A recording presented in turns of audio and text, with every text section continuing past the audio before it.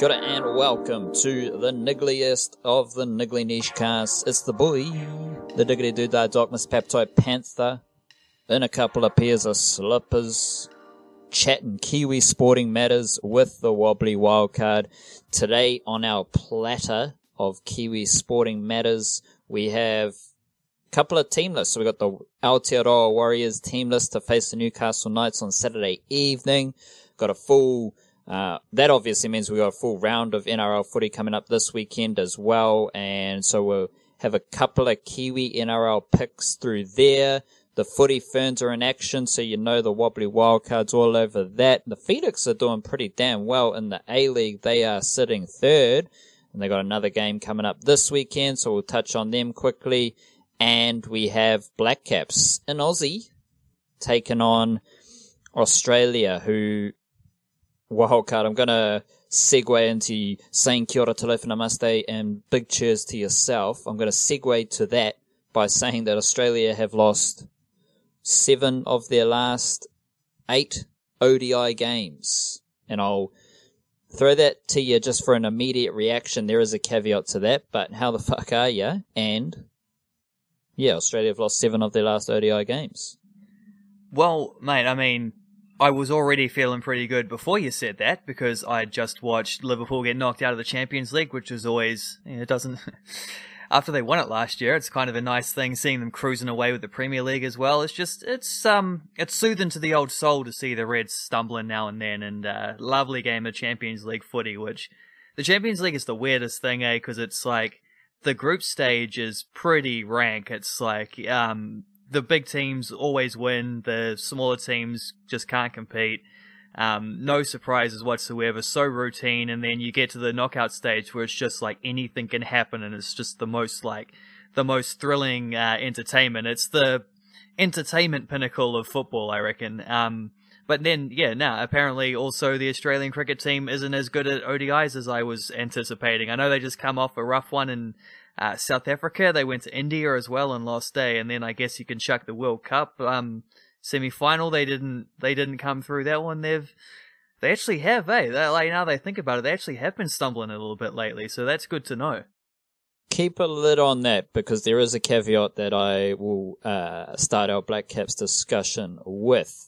We have our first Aotearoa Warriors team list of the year, and they are facing the Newcastle Knights.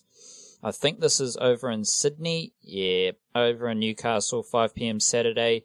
And from my perspective here, Wildcard, just judge solely off the team list that we have here. Couple of notes. It was hinted at in the preseason that David Fusatua may move to centre, and he has been named at centre with Patrick Herbert on the wing. Now, I think this is actually quite a nifty move from Stephen Kearney when you consider that what I believe will happen is David Fusatua will just stretch out to the wing spot when the Warriors are in good ball and they're kicking to the corner.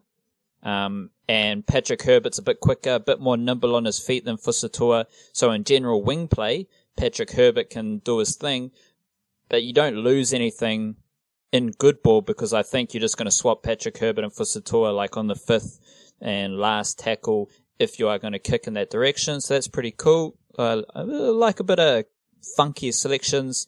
And then Cody Nikarima coming off the bench in the number 14 jersey. Chanel Harris-Tavita starts in the halves alongside Blake Green.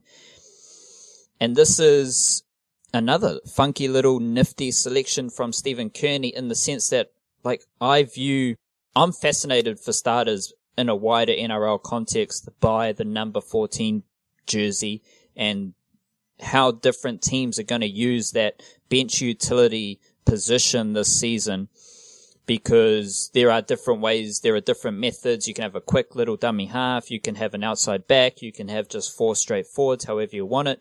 The Warriors have named Cody Nikarima and Carl Lawton on the bench, although that might change closer to kickoff.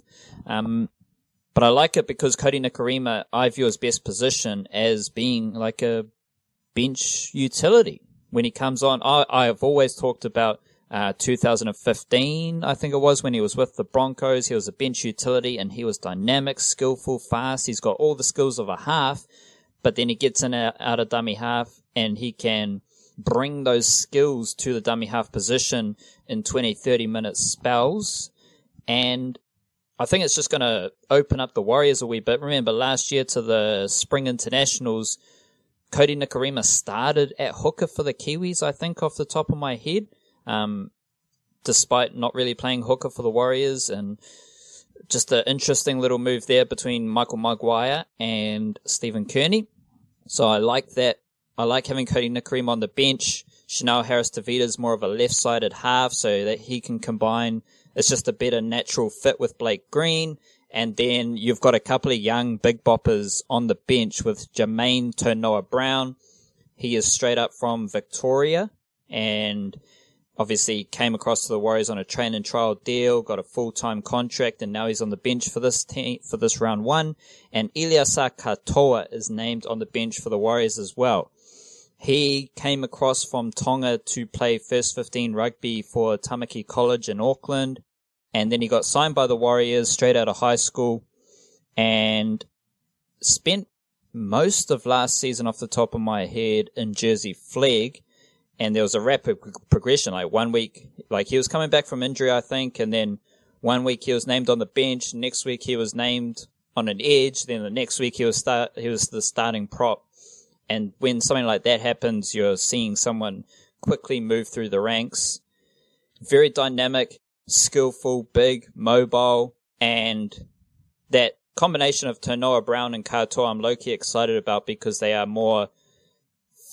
better suited to modern NRL footy, being big and mobile and powerful. So those are some selections that catch my eye there, Wildcard. Do you have any thoughts on those three little specifics?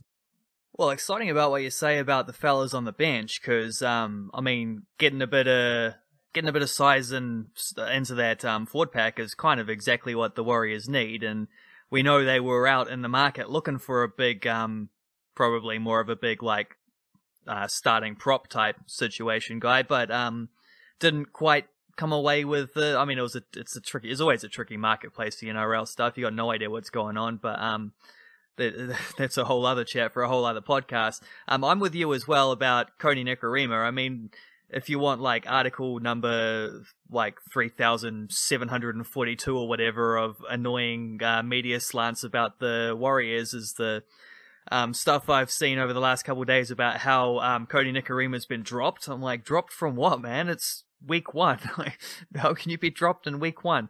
But like you, I think this is his best position, as being that impact guy off the bench. Like, not quite a dummy half, not quite a playmaker. When you're wearing that 14 jersey, you really do get to be a little bit of both, and I think that suits him really well. So I think that's quite a nice balance. Who's this Wade Egan guy who's starting at hooker though for the Warriors? He was sniffing around the Penrith Panthers top 17 for a couple of years, couldn't quite seal down a starting gig. Injuries were a part of that and came to the Warriors. Now this is, Wade Egan is similar to a lot of the other Australians that the Warriors have recruited, because you mentioned the Warriors kind of being on the hunt for a high profile signing. That may have been true. However, the Warriors have had a very clear trend with the players that they have recruited from Australia.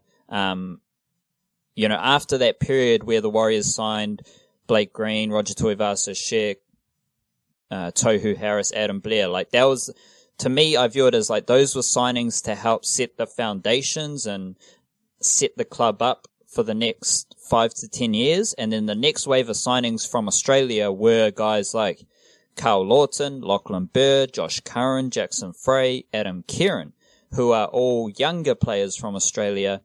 And Jermaine Tonoa-Brown is from Australia. Like, he was born and raised in Victoria. I believe he played for the Indigenous All-Stars. So he is the same. He is the same as Wade Egan. He is the same as Lachlan Bird in the sense that they weren't quite established NRL players at their clubs in Australia. They are eager. They are younger. They, in theory, should be desperate for an opportunity, for a crack. And that's a clear trend. Like, that smacks you in the face. They're all very similar, not similar players, but they're similar situations, similar scenarios in coming to the Warriors.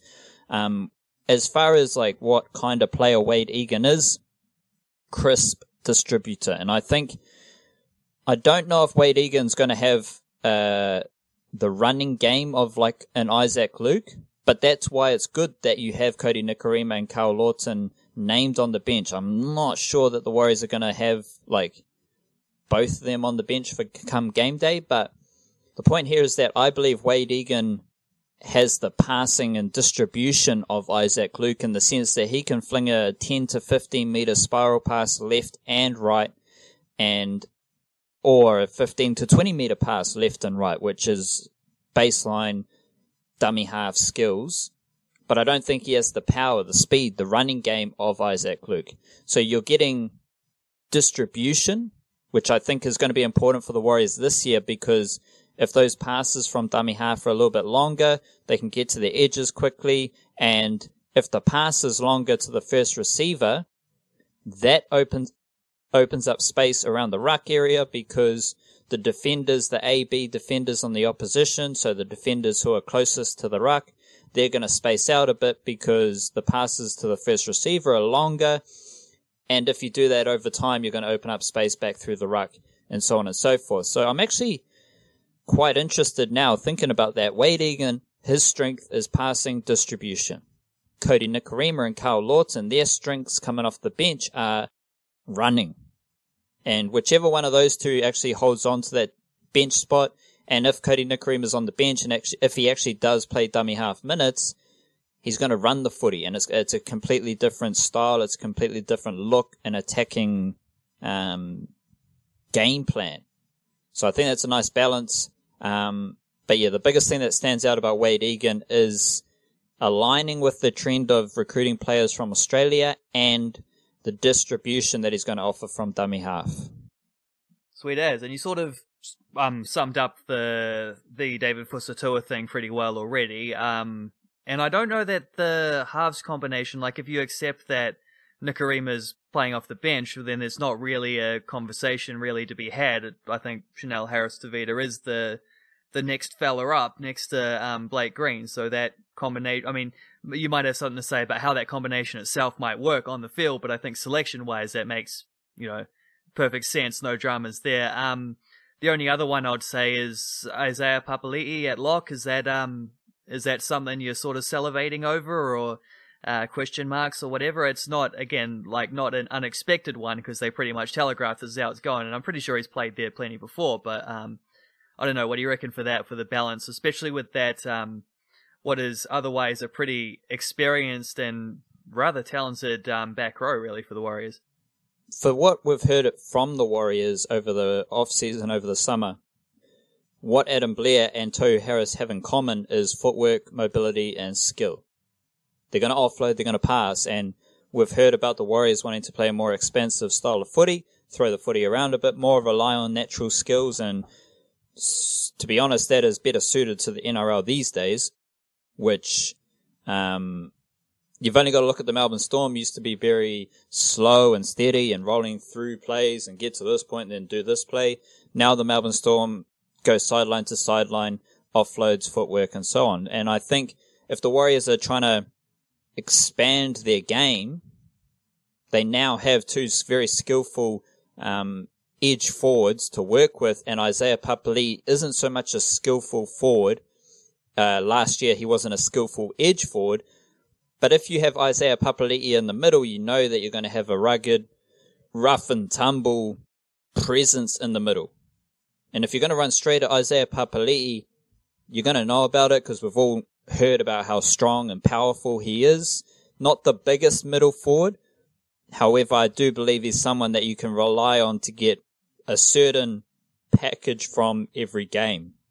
And by the looks of how that, again, who knows how the bench is going to look, who knows how the starting 13 is going to look come game day.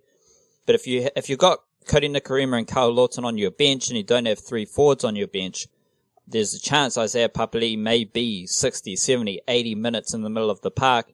And if you know what you're getting from him in that way, I think it's a solid, steady move from Stephen Kearney. You mentioned the Chanel Harris-Tavita Blake Green combination, and discussion around Cody Nikorima, last year Blake Green was shit. Yeah, like there you go. Let's not beat around the bush. Like, Blake Green was not good last year. Like, some of his kicks were just... The reason I'm interested in the Warriors is because you've got... Well, you're supposed to have a classy halfback in Blake Green who just does basic halfback jobs well. He doesn't kick it dead. He's not going to give a free catch in the in goal. Like, those things that he was doing last year, those are B-grade halfback things. And it's not what we want from Blake Green. So I think who is playing alongside Blake Green is far less important as to what Blake Green's doing. If Blake Green's playing shit, the Warriors are shit, straight up and down. If Blake Green is doing his job and executing his role, then the Warriors can be good. But the Warriors can't be good if Blake Green's shit. Yeah, there really is quite a lot of, I guess, pressure on him, I suppose, compared to a lot of the other guys who... There are a lot of, like, do your job type players in the Warriors who you know are gonna be, like... I mean, obviously, if anyone makes errors, you're buggered. Like, if you keep making mistakes, you're not playing well. But you can't go in expecting people to... Like, that's just something that happens sometimes. If you do that, you get dropped, whatever. Like, that's not what you expect. Looking at what players can offer, like, a lot of those guys who are picked to play... I mean, like, Kearney seems to be quite a system-type guy. Like, he has an idea of what he wants them to do, and they hopefully will loosen up a little more this season. They probably need to, but, yeah, just looking at the team, it really does feel like... Blake Green's just under a lot of, like, well, just under the microscope, because if he doesn't just need to be not, like, awful, he needs to be very good. Like, he needs to be the guy lifting this team above and beyond. Him and also, I suppose, Roger Tuivasa-Sheck, because he is the X-Factor guy and the one absolute superstar in this team, like, on par with anyone else in the NRL in his position. I mean, it's him and it's, James Tedesco, isn't it, in the fullback duel? Depends which side of the Tasman you happen to be on, depending on who you're going to pick in that little arm wrestle. But yeah, is that? I suppose we're just looking forward to week one at this point. But is that what you're looking for most of all? Is that like what Blake Green can offer? Is that the biggest factor in terms of getting the Warriors a victory in week one and victories subsequently on top of that, or is like, I don't know. What are you hoping to see from them in this first game, basically?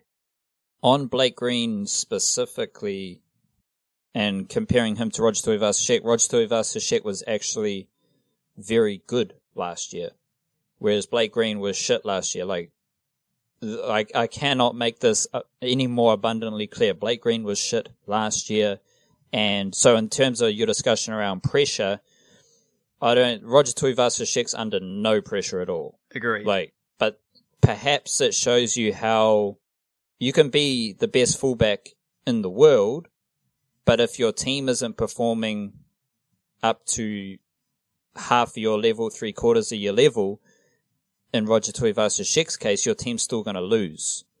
And perhaps the Warriors were losing because Blake Green was shit, because if your halfback is doing not playing well, it has a greater impact on the team's performance.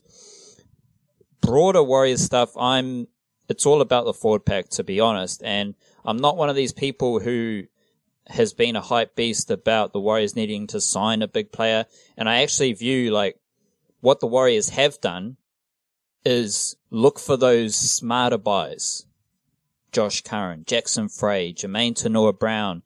They haven't gone out for the big name, because you can kind of absorb it with these low-key signings, but I also am a big proponent, I enjoy what the Warriors have done in pivoting towards being a development club, and if you are confident in the systems you have as a club, which I believe the Warriors are now, having gone through a couple of years rebuilding and restructuring things, you're the best.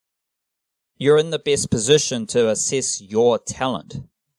And the Warriors don't necessarily need to sign and spend money and blow up the hype machine when you can just promote Iliasa Katoa. If you believe Iliasa Katoa can contribute for 10, 15, 20 minutes on the field and average 8, 9, 10 meters per carry, that's happy days. That's all he needs to do. It's not like the Warriors are looking for a player to be the big dog in their forward pack. The Warriors right now, and losing Bunty Afoa and losing Jackson Frey and those kind of guys, the Warriors just desperately need efficiency in those roles, and how that Warriors forward pack performs generally, the skill they use, whether they're actually about shifting the footy around, offloading, passing the footy, and just being straight up ruthless through the middle of the field. That's a key factor here, and I think the performances of the forwards through the middle this season is going to be, I think that's the area for the greatest improvement from the last year and the last few years. Well, there we go then. I don't know, is there anything else to add on that, or shall we keep the train rolling? So yes, I've just got a couple Kiwi NRL key buggers to watch out for here. So ooh, yes, please. I will mention this game is tonight, Thursday recording, but I'm very interested in what Jeremy Marshall-King does with the Bulldogs. He's been named to start at hooker for the Bulldogs this season. He was very good, under the radar last season, and when he runs, he makes big meters. So with the Bulldogs forward pack, with guys like Josh Jackson, Adam Elliott, Aiden Tolman, Dylan Napa, Wellington's Renouf Tu'umanga, Auckland's Raymond Faitala Mariner coming off the bench, plenty of grunt, plenty of oomph, and I think with a little bit of Jeremy Marshall-King sprinkled on top of that, I think the Bulldogs could be just a funky team to watch out for. He's a good defender, good passer, and when he does run, he makes a lot of meters. And someone else to keep an eye on, there's Jack Bird's injury with the Broncos opens the door for Jermaine Isako to start at fullback. He was named in the number 14 jersey, hence I'm so interested in that number 14 role. That was a bit weird, but Isako should be straight in on fullback. And then we have Braden Hamlin-Uele, who superstar of efficiency last year through the middle, averaging 10 meters and 10 runs for 100 meters, which is awesome for a young guy breaking through into the NRL. Always makes meters, offers that crucial level of efficiency coming off the bench. And then another one to benefit from injury is Caleb Aikens. He is from Whangarei, and Penrith Panthers lost Dylan Edwards, and now we have Caleb Aikens starting at fullback. Whenever Caleb Aikens has played NRL footy, he looks like an NRL player. Those opportunities just haven't come around too much, so good to see him named to start at fullback there, Wildcard.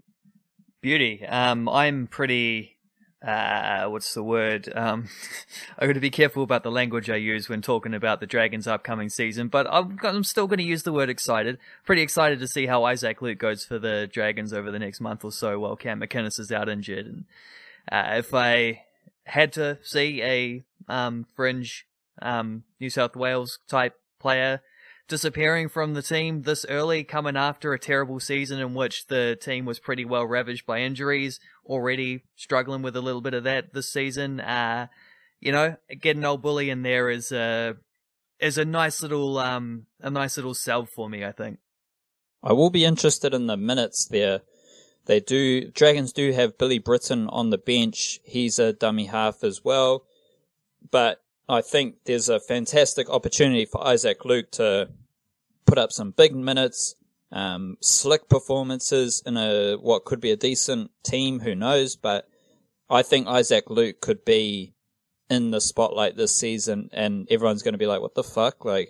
Is he Ross Taylor? Is he playing his best footy after 30? Who knows? So, Wildcard, can you take us over to Portugal, I believe, where the football Ferns have been playing? What have they been up to? Yeah, mate. So they finished their Algarve Cup campaign in 4th place. They drew with, we already talked about the first game, didn't we, on one of the podcasts last week? So they drew with Belgium 1-1, won that one on penalties, then played Italy in the semi-final where they lost 3-0 pretty comfortably.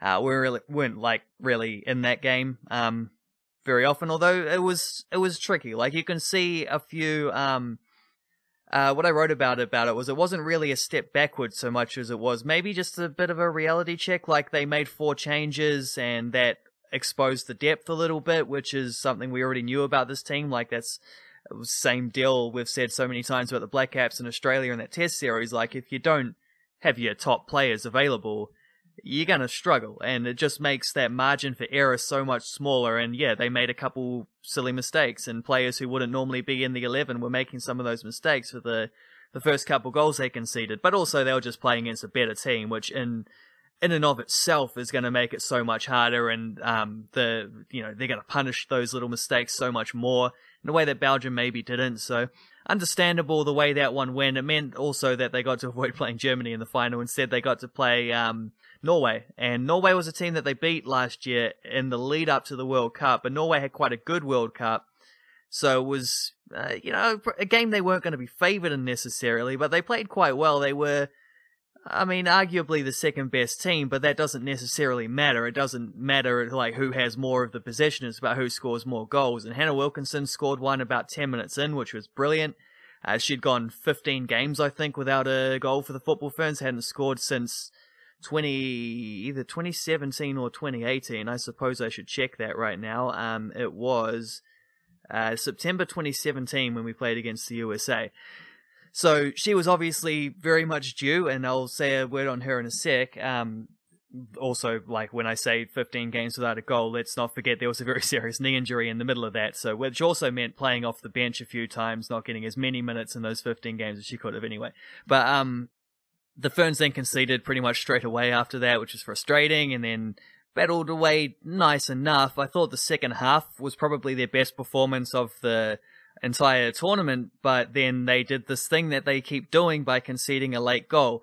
And across their last 9 games that they've played, they have a 1-0 defeat against Wales, in which they lost to a 91st minute goal. They have the first game of the World Cup against the Netherlands, lost 1-0 to a 92nd minute goal. Cameroon, the third game at the World Cup, lost 2-1 to a 95th minute goal. Granted, that was with the Ferns like going forward, trying to snatch a winner at the end, got hit on the break, and like a loss was no worse than a draw for them. They had to win to go through, but still. Then the start of this Algarve Cup, there was the game against Belgium where they drew 1-1, conceding a 90th minute goal, and then here they lost 2-1 to Norway with an 86th minute goal. So it's just a concerning trend that's there, and it could be fitness, it could be game management, it could be just the pressure of having to defend against better teams who are throwing, like, just pumping the ball into the box and really going desperate for goals. All of the above probably is the right answer, but it's just something that the Ferns have to work on and have to get better at, because when you're talking about scraping big results at big tournaments, the last 10 minutes of games, the last even 5 minutes of games is the most important, and we're not going to be beating teams like Norway or Belgium or Netherlands especially. Netherlands went on to be the World Cup beaten finalists at that tournament. So like we're not going to be beating teams like that 3 or 4-0 and not having to worry about it. We're going to have to be closing out these games if we're going to get anything. So that's a big work on, as they say, but lots of little positives as well. I think we saw a lot of more sort of positive type of play in a realistic way. Like they weren't just going crazy and sending players forward and leaving themselves vulnerable. They found good ways in order to find balance, and I think one aspect that I was quite excited by was this little, like, they're working on more of a high press, being able to put players forward, trap players, looking to turn the ball over and attack and transition. It worked best against Belgium. Against Italy, they just passed through it because Italy were too good. Against Norway, you saw a bit of both, and I think there were signs there of the combinations not quite being ready, where you didn't quite get them pressing as a unit. It's something you have to be doing, like 3 or 4 players all thinking as one. If you're doing it individually, it just doesn't work. But decent signs, and they created enough chances to do something against Norway. They just didn't take one of them, and that's another aspect. Is we're talking coming into this tournament about them having to create more shots, more shooting opportunities, but then once you get to those shooting opportunities, which we saw here, they did create more, they just didn't finish them. Like, that's the next step, is you've got to be able to score them as well, which is tough. But so it goes. I think they're a better team for this experience. It was a very timely and helpful one, and we saw glimpses of, and not just glimpses, but progress of how they're trying to build towards the Olympics in order to be able to do these things. So that's all good. 3 players I want to highlight. One is Katie Bowen, who I thought was pretty excellent, especially against Norway. I thought she had a great game there.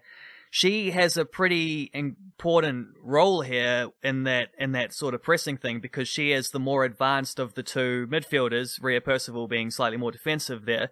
Also, shout out to Rhea Percival, who made her 150th cap against Norway, which is unprecedented for a Kiwi footballer. Like, that's just an incredible, almost hard to fathom achievement there, and even more so because she's only like 31, I think. She could play another.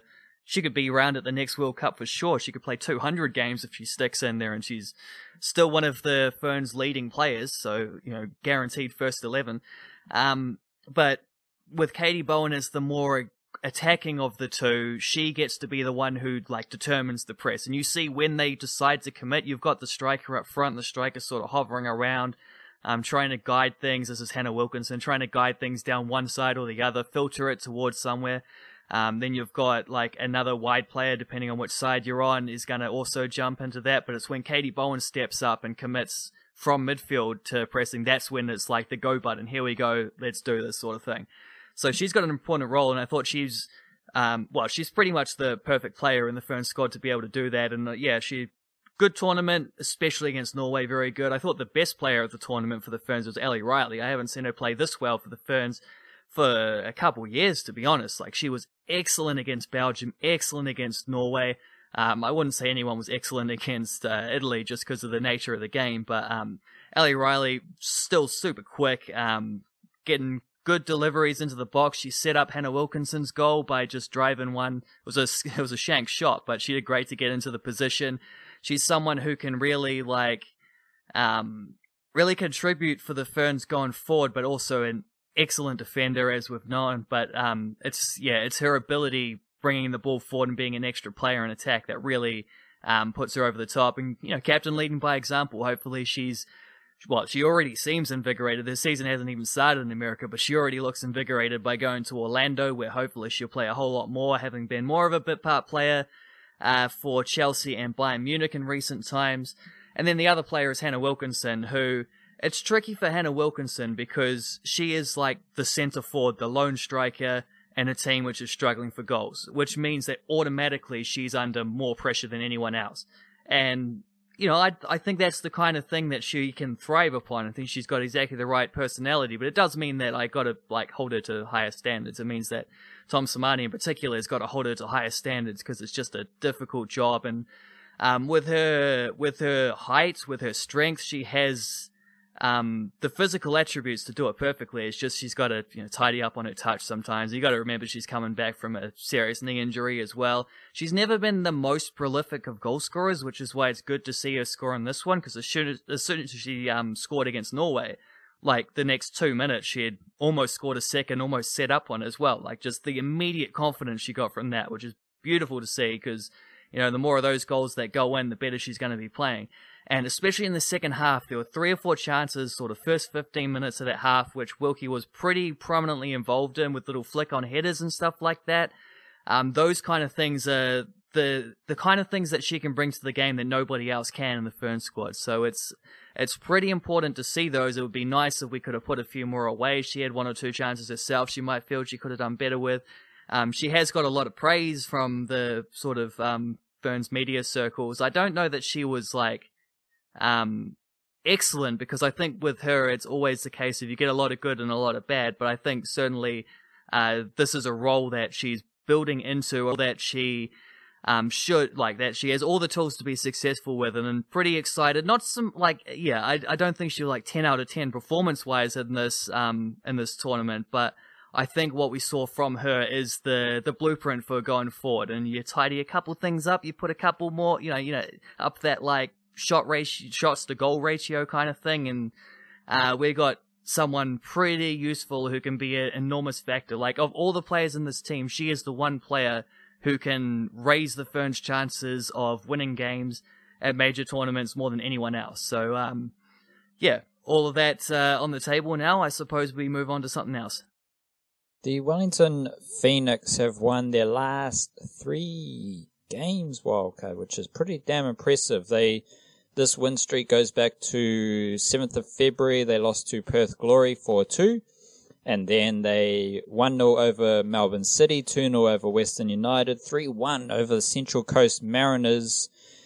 And that has them third, 33 points, 3 points ahead of Perth Glory, 3 points behind Melbourne City. What I want to know from you, Wildcard, just this, like, taking different angles on topics that we touch in on a regular basis. Explain to the Kiwi sports fans, what style of football are the Wellington Phoenix playing? Are they, for example, like a counter-attacking team? Are they an intricate passing team? Are they a team who relies on going long and tip-ons and a target man? What is the general style of football that the Wellington Phoenix play with? And, well, I'm interested in that because it's obviously being quite successful. And I just wonder if we can break down the style of football that they are playing. Yeah, that's not an immediately easy one to answer because I think of all the options you threw out there, they can do a little bit of all of those things. And, I mean, there are some overwhelming traits that you see from them. One is that they've got a very solid, organized backline and a team which, like, guys like Stephen Taylor, are never going to back out of a challenge, just like full commitment kind of thing. Their midfield works very hard. Guy like Cam Devlin, Alex Rufer when he plays as well, always jumping into challenges, like just maybe not the biggest guys, but certainly like guys that are just always going to be in your face and making things difficult for the other team. Moving forward, they are a little like they've got that sort of 4-2-2-2 kind of shape going on, which sometimes one of the strikers drops in a bit deeper and you can whatever, but it does mean you've got guys, Ulysses De Vere and Reno Piscopo mostly effectively playing as like a left and a right wing, but they've got a lot of freedom to move around and link up, which means that they can be a team that knocks the ball around quite well. So they are a team on attack who does look for a lot of passes, not necessarily just pumping the ball into the box over and over, but trying to really like work overlaps with their fullbacks gunning forward. Lots of little movements, but no like big sharp things. They can't be the counter-attacking team they were last season without like, they just think of how fast Roy Krishna is and what a good goal scorer he was. Gary Hooper's as good a goal scorer, but he's nowhere near as quick, right? And David Ball's not particularly fast, even though he's got a extremely high work rate. He doesn't, he's not a sprinter. So they can't be the same like lots of balls in behind the defense kind of thing over and over and looking to hit teams quickly like that. They do need to build things up a little more. And when you get like Kakache playing little 1-2s sort of thing in the attacking third, getting in behind, cutting it back or squaring it, those kind of things. That's a very common aspect of the Phoenix's game. Tim Payne trying to do similar things on the other side, although Tim Payne is a bit more of a pure crosser of the footy. They've got varieties, but what was really interesting about the way they beat Central Coast is that they actually did do that ball over the top thing. They really did look to hit Central Coast's back three, which when they've played against teams with back threes, that's actually been something they've struggled with a little bit more because you don't get so much room to pass it around because you got this, the extra defender in the back line. It's just tricky for guys like De Vere in particular to find the perfect pass with less space to work in. So what was really interesting about that Central Coast game is that they had a goal where their first goal was just beautiful passing, just an excellent little all 3 goals actually started from quick restarts after set pieces, 2 throw-ins and a short free kick in their own half. But there was still like a relatively long ball involved where like the Piscopo picked it up on the sideline, squared it to De Vere, who took a little bit of time to shape up and then just threaded a beautiful pass through to Kakache sprinting through, who scored it. But then the second goal was even more notable from that one because it was Piscopo lobbing one over the top to, I think it was Gary Hooper, right, scored the goal. So, and then the third goal was Alex Rufer pumping one over the top for Soterio. Like, those two goals very similar, like long balls lifted over the defensive line to guys running in behind. That's not a way that we've seen them play a lot before. But that just goes to show that thing about Ufuk Talai, which is that every week he seems to, he just must go crazy with the old scouts bills and stuff like that, because he just seems to every week have a little plan, like a different plan, a way that the team adjusts to the opposition they're going to play. And more often than not, it's successful, which just goes to show a pretty intelligent coach at work, I think. I like that. So a bit of adapting to your opponent, adapting your team to whatever situation you're faced with, and being nimble and mobile in the sense of not being rooted to anything in particular and always able to just tinker and tweak things. Yeah, sounds about right. I mean, they are a team that, in the attack and third, they are going to look for lots of little short passes, linking up 1-2s, knocking it around, 1 and 2 touch stuff. But yeah, that's the baseline, but they've got plenty of room, and they've got the kind of players who allow them to do this as well, to deviate from that in order to, find something that's going to be a little more successful with whoever they happen to be playing. Speaking of which, who they happen to be playing this week is they're at home to Melbourne Victory on Sunday night, 6:20 kickoff, which is a little odd, but yeah, home to Melbourne Victory. Melbourne Victory, that means Marco Rojas coming back, by the way. Melbourne Victory have been having a pretty rank season, though. They're not up to much. They're pretty far off where are we? They're sitting 9th, 7 points out of the top 6, so not happy days for them, which makes that, I mean, any game the Phoenix are playing at home, the way they're playing at the moment, they've got to be expecting to win. You can adjust those expectations based on the way the game unfolds, but they should be expecting to win that game for sure. But then after that, they've got to play 3 days later, Wednesday night, 9:45 p.m.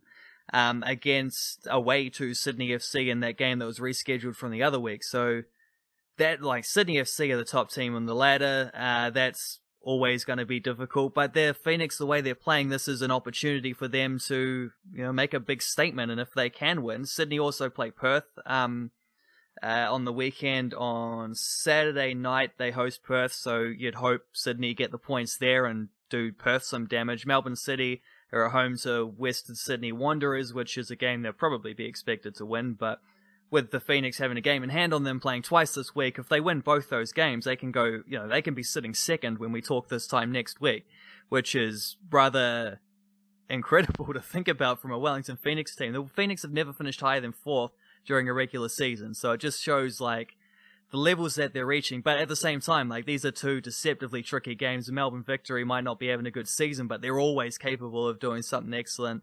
They tend to play pretty well against. Actually, we've been drawing a lot of games in the last couple of seasons against the Victory, but I don't know. At home, you would hope they can take 3 points. Away to Sydney is ruthless, but yeah, with the table as tight as it is, really at the top. Outside of Sydney running away with things, this could be a pretty, if they can get a couple big results this week, the Phoenix are in a fantastic place. If they can get at least one win from those 2 games, they're not going to be any worse off than they are right now, which is sitting 3rd, with 3 points clear of 4th as well. 3rd and 4th is going to get you a home semi-final. 2nd is going to get you a first round bye and then a home semi-final.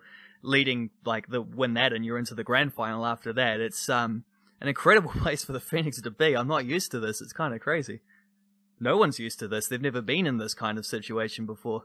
Beauty. So about this Australia Blackcaps ODI series, the Aussies... Can I take a guess at what the caveat is?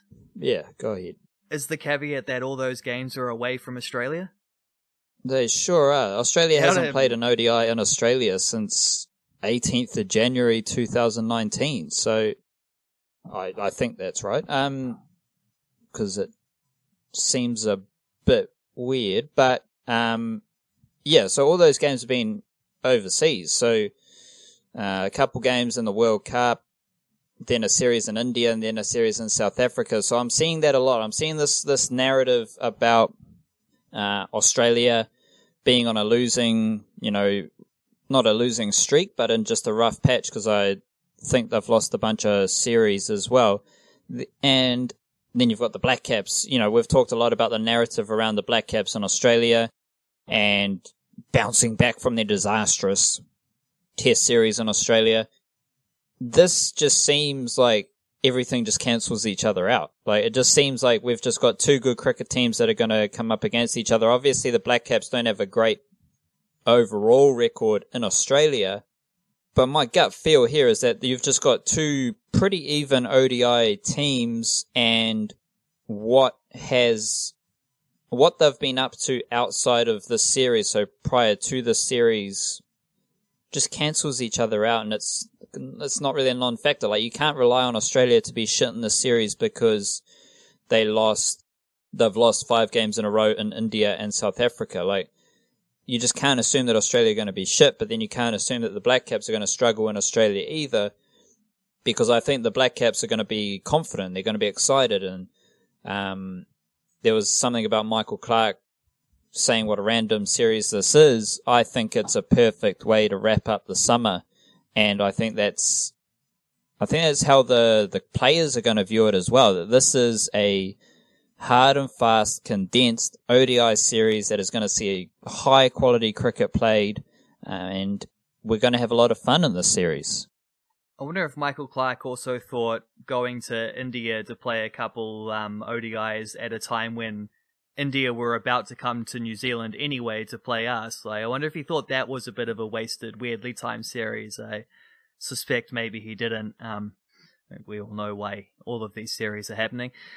Yeah, I mean, if you look at like the difference between the teams in the Test series, and then you, like, a big vast chasm between them, and then if you look at the fact that, okay, the Blackcaps for this ODI series back at full strength. Okay, there's like narrowing that gap a little bit. Add in that ODI cricket is probably Australia's worst format currently as it stands. That levels it out a little bit more as well. Add in that ODI cricket is the Blackcaps' best format as it stands. That closes the gap a little bit more as well. I think playing in Australia still means that Australia are always favourites. They're never not going to be favourites in a series played in Australia. But the Blackcaps at least close that gap to where it's reasonable that they're going to be very competitive in this series. And you've got two teams who were the World Cup finalists in 2015, one finalist and one semi-finalist in 2019. Like, you can make a pretty reasonable argument that these are the two best ODI teams of the last 6 or 7 years. Without thinking about it any harder than just this spontaneous thought, I'm going to say that they are. Whether they're the two best right now at this current moment is a different story, but, two solid, experienced teams that know how to win a lot of ODI cricket, it's just going to be a good series, isn't it? Like, it's just, compared to what we saw where the Blackcaps just got found out in the Test series, this is different. Like, we can see how it's different. It's pretty obvious how it's different. This should be a much more competitive, enjoyable, interesting, and, like, kind of fascinating series. We talk so much about the Blackcaps, so we know, for the Blackcaps to win, Kane Williamson's got to score runs, Ross Taylor's got to score runs, Trent Bolt's got to take wickets. We know what makes the Blackcaps win games. We know what everyone knows what are key factors when the Blackcaps are playing well. What I'm interested, Wildcard, is just what you're excited about. Like, what player, what aspect of the Blackcaps team excites you, and like what's your favorite little nook or cranny of this Blackcaps ODI series? I think just the occasion of it, to be honest. Like, if I think about like the most formative moments that I've had watching cricket, like back in me young days, I think about like Shane Bond, 2001, was it? 2001, 2002, around that time, the tri-series with Australia and South Africa in Australia, and Shane Bond just like the greatest example of in-swinging Yorkers that cricket's ever seen, Like, that's whether we're going to get anything comparable with that in this series is a rather big question mark. But like, just the just like the occasion of being in Australia against Australia. Really, you're always up against it in Australia, but in a way where I have enough reason to feel like unlike the test series, we can actually be competitive here is pretty bloody awesome. Because you just like, for sports in general, it's like you just want to do as well as you can is always the thing. Like, how can I maximize my talent? And as a fan, how can I see my team maximize their talent? And this is what that means, is playing big games, playing important games. And Test cricket, I don't think the Blackcaps have had enough of those in recent times, which is why we're maybe a little bit skewed about their abilities. And I think I'm as guilty as anyone going into that Aussie series of underestimating the step up it would take, even though there were other, like the injuries obviously didn't help along the way. I think I probably underestimated just what a big deal it is to play away from home in Test series and be competitive, which no team in the world seems to be able to do at this current moment. It's a bit of a struggle. We just saw India get whooped by the Blackcaps over here, so it goes. But an ODI series, obviously the one-day aspect of it, the 50-over aspect of it, means that it brings it back in terms of that margin for error again. So, yeah, I'm just excited by the spectacle, I think. The overall spectacle of it. Well, I'm going to put my spectacles on one person who wears spectacles and the other doesn't. I'm all about the spinners, Mitchell Santner and Ish Sodhi in the series, and I think it's a very interesting series in the sense that I'm forecasting forward, and I can see how this series could define the careers of Ish Sodhi and Mitchell Santner, or at least their standing, their position in the ODI group, because when the squad was announced, I wrote and offered some statistics, how neither Mitchell Santner or Ish Sodhi is in great form. Ish Sodhi had a very good T20 series against India, which was nice. And it's been a strange old summer with the spinners once again. Now, based on, I don't know if this is, I know this isn't fair because I've talked about Mitchell Santner bowling in Australia and spinners bowling in Australia a fair amount over the past 4 months.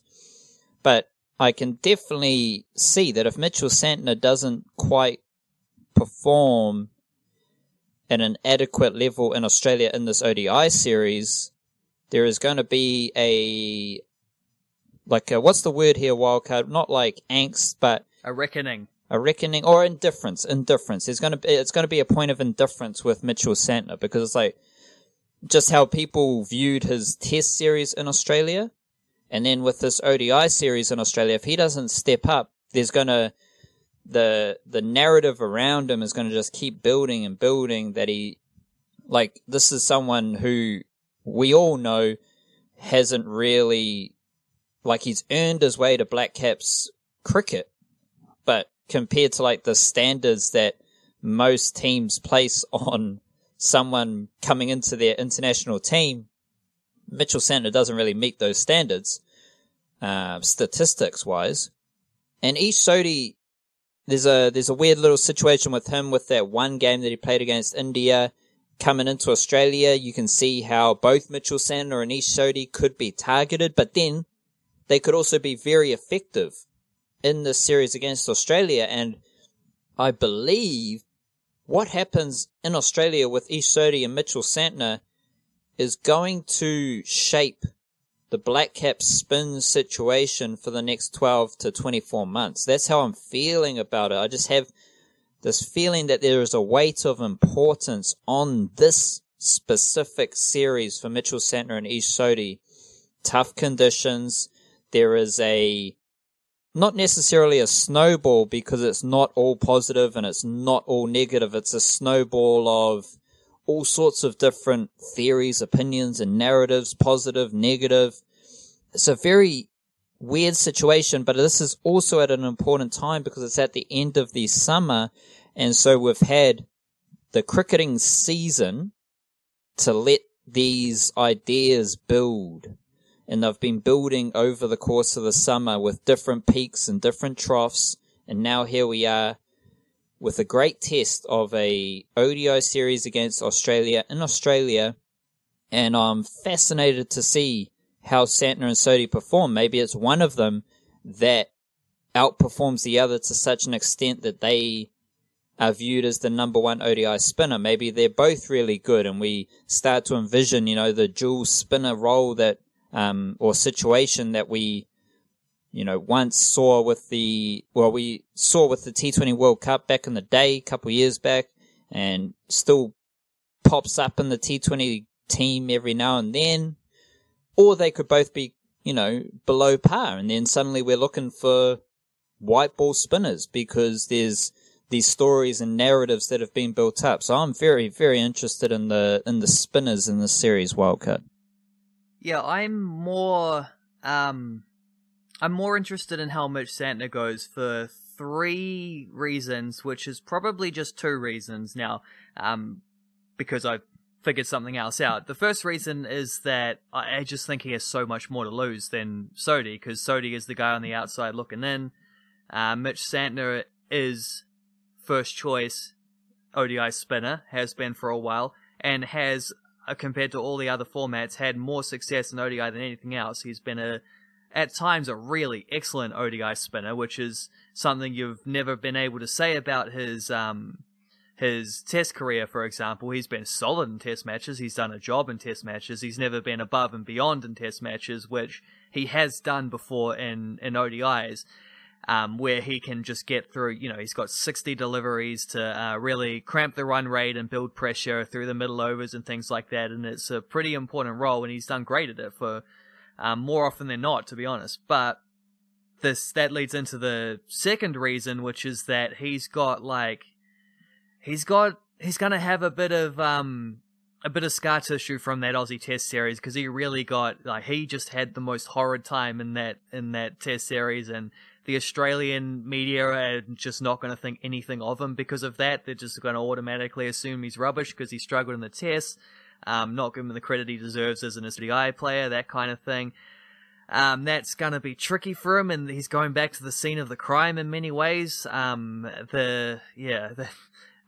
something that mentally he has to overcome more than anything. And then the third reason is that I just didn't really see a fortune where he and Sodhi are both playing both playing these 3 games. I just think Sodhi will probably be on the outside looking in. Although that's why it's maybe only 2 things, because I wouldn't mind scratching that third point. I'll put it out there for context. But having said that, the first 2 games are both at Sydney. They play Sydney Friday night and Sunday. So probably going to be looking at the same pitch for that second game. Sydney is one place in Australia more than anywhere where you think you probably, if you were going to pick 2 spinners, this is where you would do it. We've seen at the World Cup what their ideal first 11 is, and it doesn't include 2 spinners, but they might change their mind specifically for this matchup against Australia, specifically for playing in Sydney, particularly in that second game where you're going to probably be working on a worn pitch. That might open it up. That might make things a lot more interesting. So it's one of those big question marks about this ODI team, which is otherwise extremely just settled and poised, especially considering that the opening thing has been solved by Henry Nicholls having an excellent series against India. He's got to continue that, obviously. He can't just rest on his laurels. But for now, he has set himself up in that role. The middle order's all sorted. Tom Latham also did very well against India in that series. So there's not really any other question marks in the team other than perhaps you can have a thing about does Matt Henry continue on as the next choice guy? Is Lockie Ferguson ready to play all 3 games? I assume he probably is. But that means Tim Southey's on the outside looking in if Ferguson and Henry are both playing. Kyle Jamieson obviously has had a great rise in recent times. He might be knocking at the door. So, and even then, if you want to pick a second spinner, you got to drop one of them or de Gronholm. So it's already just these are good problems to have, I suppose, especially in an important series. But if they keep things on the straight and narrow, which I expect them to, I don't see a lot of room for debate in other areas outside the spinners, to be honest.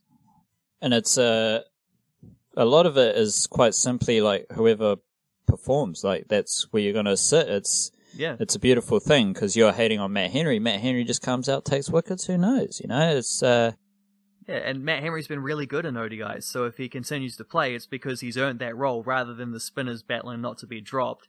The seamers are all just battling like, who's the best? You get to play. You are a bit of a Matt Henry hater. In test matches I have been, but that's just because he has a terrible test record. That's the weird thing about cricket. It's like, Martin Guptill's just so shit at test cricket. It's like there's different, and it's something you've covered a lot. It's funny how Martin Guptill syndrome, I call it. Yeah, I'm not. Martin Guptill's shit as well. So who knows? Well, he'll probably score 100 in the first ODI then.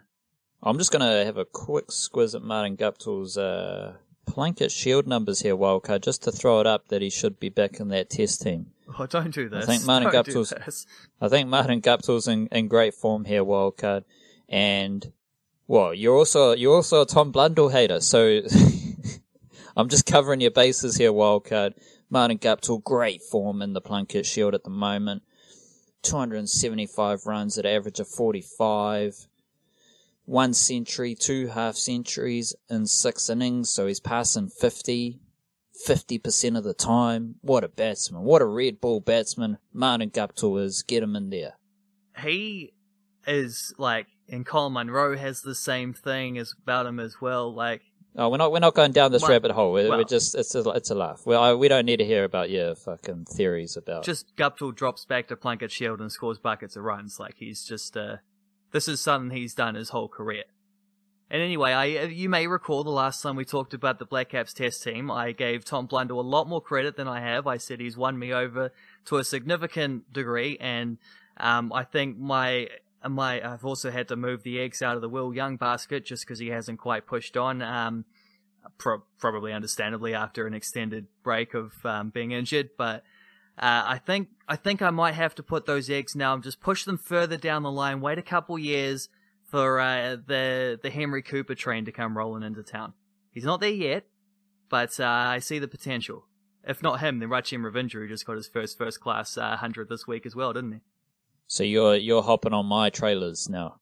Am I? Oh, well, hey, there's plenty of room. Well, it's a big trailer. No one's in it at the moment. I'll bring supplies. Yeah, as long as you're bringing some Kai, that's all. You're welcome. You're welcome to the Henry Cooper train. A bit of a Jacob Duffy train. Yeah, I'm on that one too.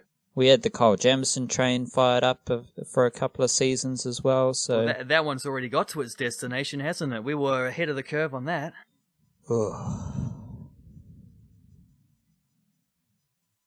Just had to take a moment there to just bask. Let myself simmer, thinking about the bit of a smorgasbord coming up. NRL footy's back. We've got Blackcaps in Australia.